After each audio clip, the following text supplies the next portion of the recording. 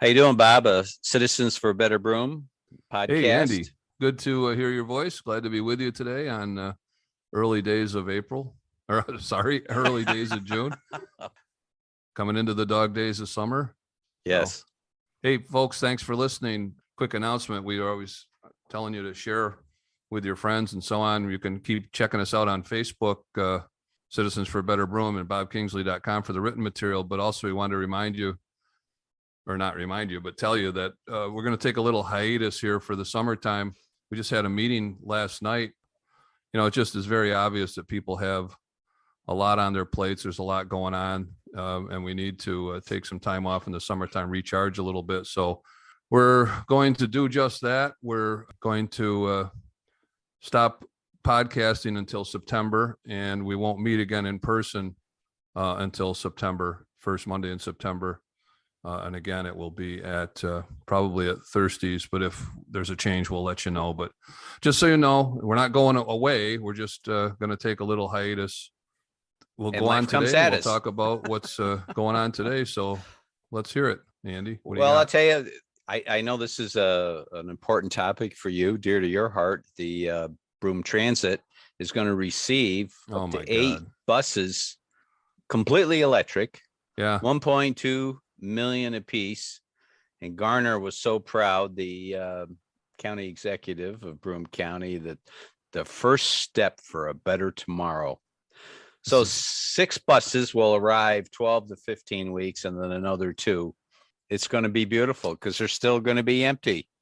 Yeah, it's absolutely incredible what's going on here. Those buses, folks, look around. They're empty. Okay.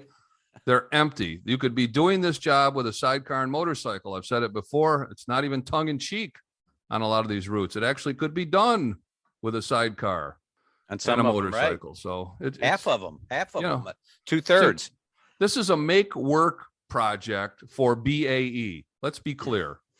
It's a make work project for BAE. That's really all you need to know. Plain that simple. It's tragic that people don't see through this. It's just a boondoggle. All this money that's coming from the CARES Act and everywhere else, very little of it is entrepreneurial or enterprise based.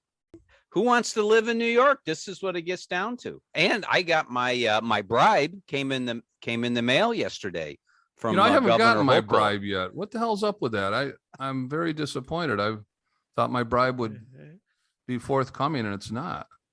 Well, we got ours. I guess am I going to vote for her? Gosh, I think we both know the answer to that one. Yeah, I wouldn't think so. Well, look at this whole new raft of gun laws. Just 10 of them came out here. You know, these people, they can't do anything creative until some kind of a crisis happens. And then they overreact. And in, minutes, they pass 10 gun laws, none of which are worth a damn. The legislation, the ink isn't even dry on the thing, and they're celebrating already about this, that, and the other thing. Banning go ahead. Body armor. What? Yeah. Like that's the problem. Yeah. Gosh. Or micro stamping. I mean, this is a technology that doesn't even exist. And yet they're insisting that every gun that be sold now have it. There isn't a gun made that has micro stamping technology. And for those of you who don't know, that is a theoretical kind of thing where every shell casing that gets fired from a gun would be stamped with some kind of designator so that you could see from whence it came. So in other words, if Bob's got a gun and his micro stamp says Bob's gun, basically. So when we find shell casings scattered all over the street, we can then go to Bob's house and say, hey, looks like you committed a bunch of murder over here. We got your shell casings with your name on it. This, like I said, this technology doesn't even exist yet. And the bad guys aren't even going to have that. This is the other thing. Well, it'll encourage the purchase of revolvers, because for those of you who know nothing about guns, which seems to be everybody, a revolver doesn't spit its shell cases out. It keeps them inside the gun. So for gangsters now and other bad guys, I guess the revolver will be the gun of choice. They'll probably outlaw that next. Remember, Wyatt Earp had one of those, so it must be bad. Well, this gets back to feel good laws and all of everybody's Hochul's taking a victory lap and showing the document of the laws that have been changed or strengthened. Well, let's see what happens with the red flag laws. It's more of the same. I don't see any improvement. Who's going to stick their neck out here? That's the other thing. Well, this is a And red these herring. right for lawsuits. Red herring law. I mean, this is just ripe for the boyfriend girlfriend hatred. It's bad enough that you can go into court and get an order of protection and sully someone's reputation and life by accusing them of something they didn't do, by simply swearing in front of a judge that they did it. But now you can do the same thing, and you're pissed off at your girlfriend and she's got a concealed carry permit. You just say, well, she threatened to kill me with her gun, and boom, in come the cops, out go your guns. And it'll take you about a year to get them back, even though, like others have said, when they're caught up in the legal system, where do I go to get my reputation back? The red flag laws will be very subjective. We'll see what happens, but there'll be a raft of lawsuits about this. And a couple of days from now, when Roe v. Wade gets overturned, everybody will be clutching their pearls and screaming toward the heavens and forget about gun control for a while. That'll be off the radar. Yeah. Well, one thing that is on the radar for the mayor of the city of Binghamton is the buffer zones that are going to be so important for the cannabis and all of these school and churches.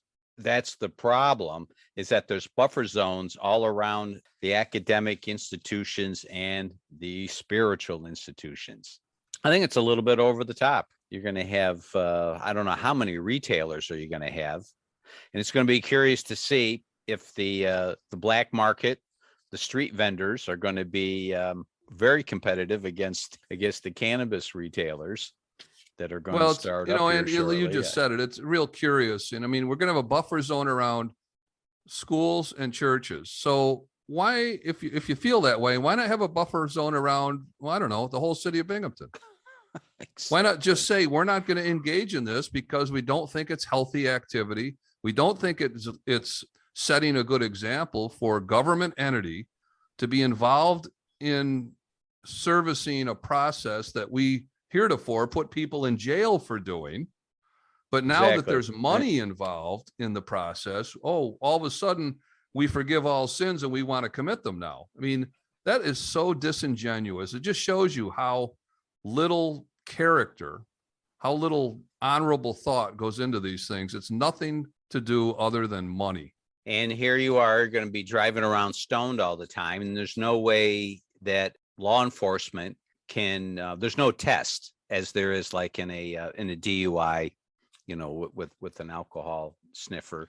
Versus... Well, there's the police have this verification, or I should say certification process for officers called DRE.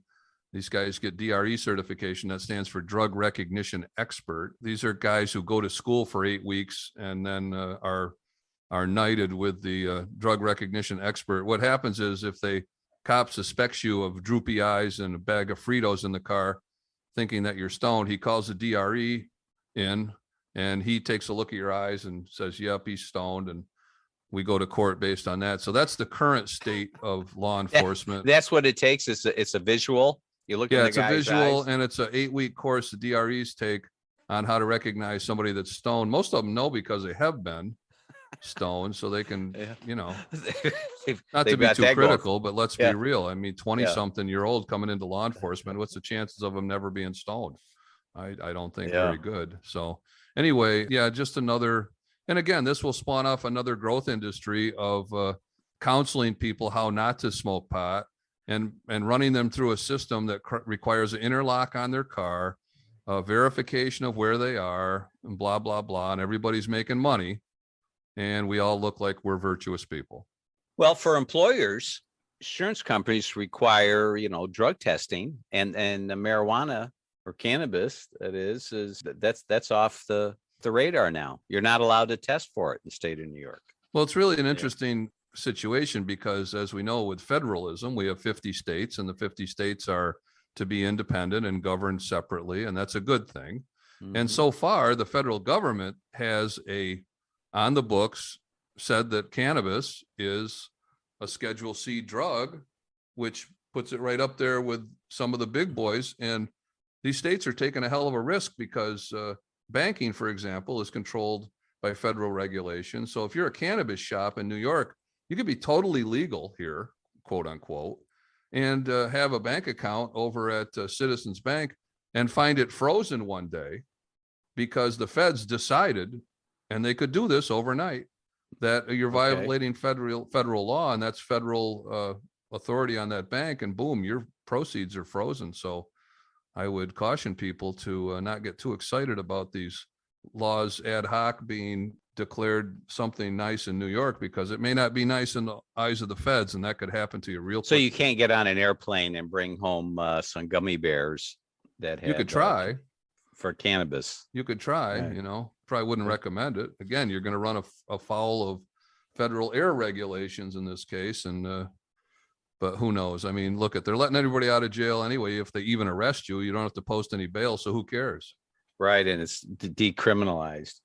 Well, And if you're in Go San ahead. Francisco, you can get their district attorney to probably give you a prize and send you home. So, Well, the city of Binghamton Schools developing a new master plan.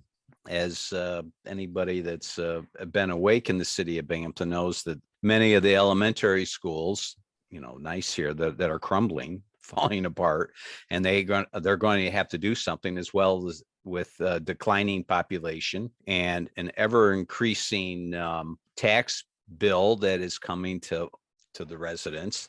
So the city is going to have to decide on, there's 6 elementary schools that are going to have to be called down. yeah, you brought this to my attention, Andy, and I hadn't seen the study, to be honest. I looked at it last night briefly. A lot of data there. Looks like it's pretty well done in terms of information. But yeah, I mean, you've got a 15 maybe percent decline in student population in Binghamton over the last maybe 5 or 6 years. These buildings are also, World War II era buildings that have been upgraded as best that they can without breaking the bank, I suppose. But you look at any of them and they're definitely dated. And other than MacArthur, which is, I think, the most expensive school east of the Mississippi, everything else is a piece of junk in Binghamton. Even the main high school, I mean, that's a very dated building with a lot of upgrades. But more importantly than that, they ought to actually be concentrating on the quality of education these kids are getting, because the numbers aren't very good. We talk about that. We've talked about that before, and they're not, don't seem to be getting any better. I mean, and what they even admit to, 60% graduation rate, and that's what they claim to have. So hey, before we wrap it up, Andy, I want to give a shout out to Mayor Cram in Binghamton. He did what he said he was going to do. I own some property over in the First Ward, and a building there just came down this last week that was blighted and terrible and was affecting property values and quality of life very much so in a troubled neighborhood that's trying to make a comeback. Mm-hmm. And by taking this place down, it really is going to make a difference. So I applaud him and the administration for doing so. Hey, they wrecked my driveway doing it, but hey, if that's the price I got to pay, I hope they'll fix it for me. But keeps if the they won't, crackheads out. It's the price of admission, Yeah. But anyway, thanks for that, Mr. Mayor. You did what you said you were going to do back in the campaign trail. So Let's end it there, Bob. yeah, we can wrap it up, Andy. Folks, thanks again for listening. We just need some time off. Summertime here. Both Andy and I have a lot of family obligations and things to do, and we need to recharge our batteries a little bit. So we really appreciate your listenership, but we will pick it up again the first Tuesday of September. Also, our meetings will suspend until the first Monday in September. But in the meantime, we'll keep the Facebook presence going, Citizens for a Better Broome, and anything that gets written on bobkingsley.com. And thanks for listening, and we'll catch you in the fall. Great. Thank you.